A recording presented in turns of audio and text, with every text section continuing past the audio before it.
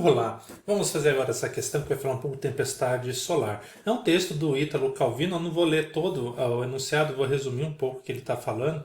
Ele fala que o Sol ele tem algumas perturbações e essas perturbações internas vai manifestar visivelmente na superfície dele, como forma de bolhas. E essas manifestações, né, que acaba tendo na superfície, eles acabam exaurindo algumas nuvens eletrizadas. Sim, umas nuvens ionizadas que a gente chama. E essas nuvens chegam até a Terra.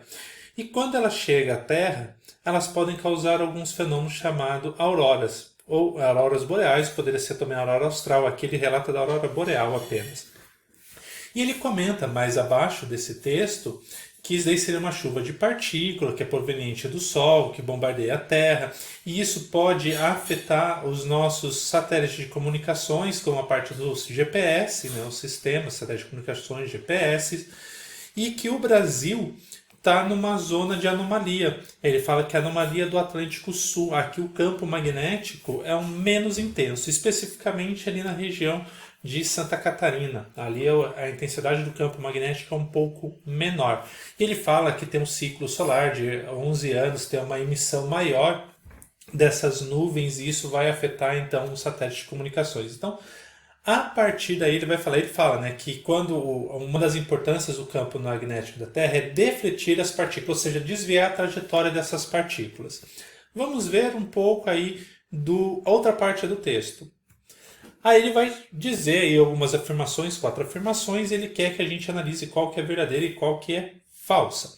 Vou trocar aqui pela caneta, eu vou precisar nesse enunciado. Então ele fala, a força magnética que atua é sempre perpendicular ao plano definido pelo vetor velocidade e campo magnético.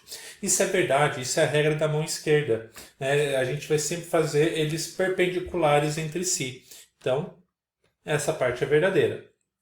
A força magnética varia com o módulo da velocidade e sua direção, desviando as partículas para os polos terrestres.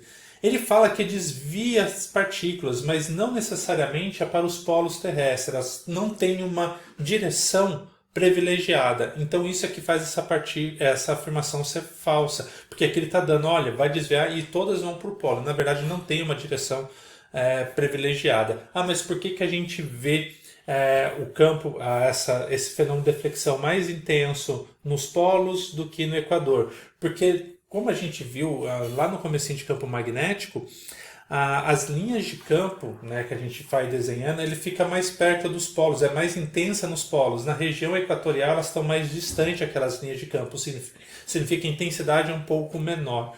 Então é por isso que é mais fácil ver esses fenômenos nos polos do que na região do Equador. A gente não vai ver esse fenômeno na região do Equador. Continuando aqui. Opa, perdi achei o caneta aqui.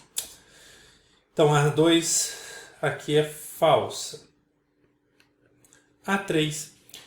No caso do Brasil, o raio da trajetória da partícula é maior do que nos países que se encontram fora da anomalia magnética do Atlântico Sul, pois o campo magnético é menos intenso.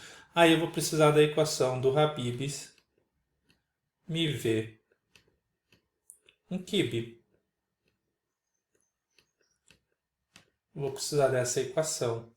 Se a intensidade do campo magnético aqui na nossa região é menor, então o raio da trajetória tem que ser maior. Opa, está de acordo com o que está falando no enunciado.